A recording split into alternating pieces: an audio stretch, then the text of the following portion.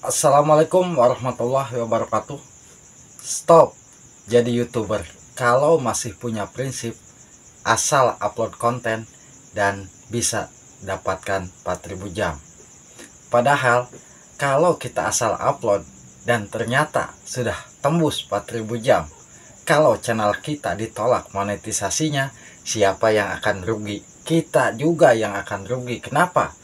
Karena waktu kita terbuang sia-sia.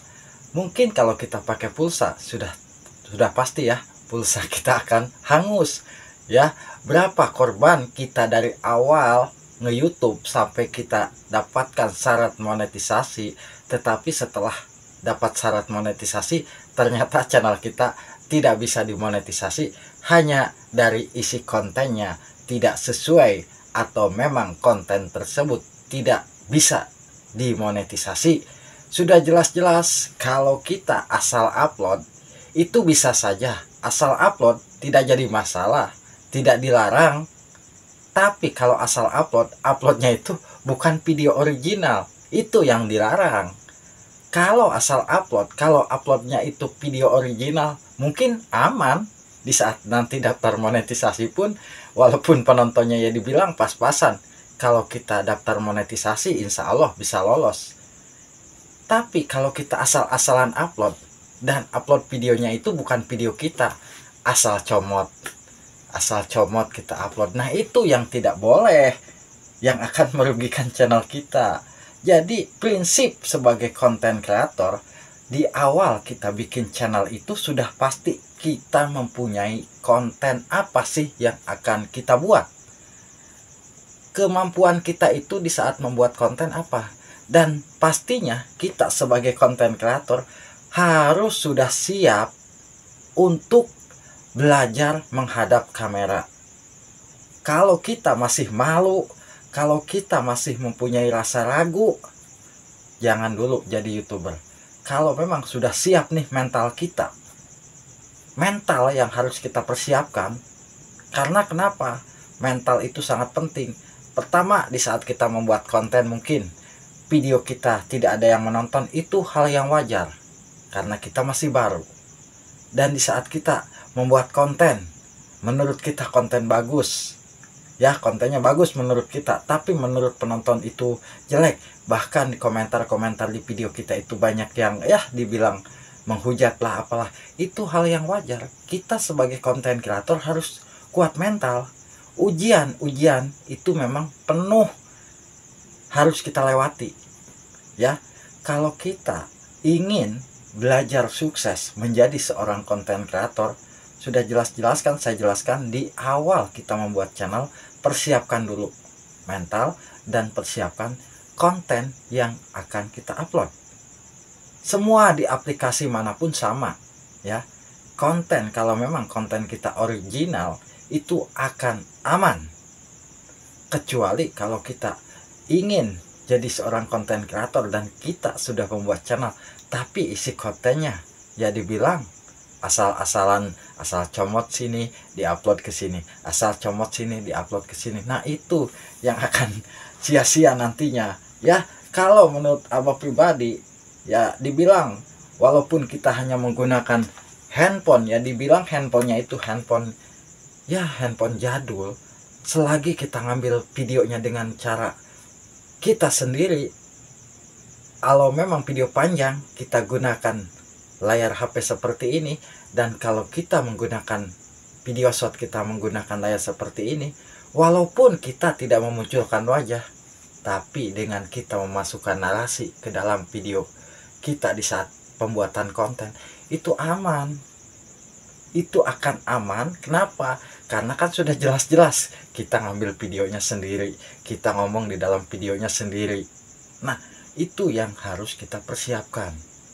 Jangan punya rasa jadi bilang, saya belum siap untuk menghadap kamera. Itu akan sulit membuat channel kita berkembang. Karena algoritma di YouTube itu yang paling penting adalah metadata channel kita. Pertama, metadata itu apa sih isi konten di channel kita, dan kedua ya pastinya kita si pemilik channel sudah dipahami oleh para penonton. Oh, si ini nih konten kreatornya, oh si ini nih konten kreatornya. Jadi wajah kita pun akan dikenal oleh para penonton ya. Jadi usahakan sahabat semua, kalau mau jadi seorang konten kreator, persiapkan dulu dari sekarang. Jangan sampai nanti setelah dapatkan syarat monetisasi justru kita sendiri yang akan nyesel. Kenapa? Karena konten kitanya konten yang tidak dibolehkan oleh pihak YouTube, dan konten tersebut dianggap konten re-upload ya. Kalau konten re-upload walaupun kita edit segimana bagusnya, tetap akan ketahuan. Beda dengan konten reaction kan. Kalau reaction sudah banyak orang-orang ambil konten reaction, itu aman ya.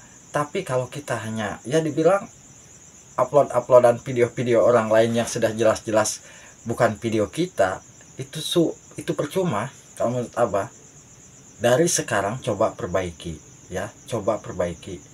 Apa sih susahnya di saat kita membuat video? Kalau memang kita tidak punya kameramen kayak Abah, kita hadapkan aja kamera ke depan kita sendiri, itu sendiri lebih aman. Sudah jelas-jelas penonton tahu, oh si ini nama channelnya, oh ini orangnya. Itu sih yang perlu kita pahami ya. Selagi konten kita walaupun menurut kita bagus, belum tentu menurut penonton bagus. Dan selagi menurut video kita jelek nih, menurut kita, tapi kalau menurut penonton bagus, itu akan membuat kita bangga ya. Usahakan coba dari sekarang, saran dari Abah, kalau mau lanjut untuk menjadi seorang konten kreator, perbaiki isi kontennya. Perbaikilah isi kontennya, jangan hanya konten-konten yang mungkin konten itu akan membuat channel kita celaka. Itu aja ya. Celaka itu maksudnya apa Bah? Ya celaka itu bisa-bisa ditolak monetisasinya gitu ya. Kalau udah ditolak, rugi ya.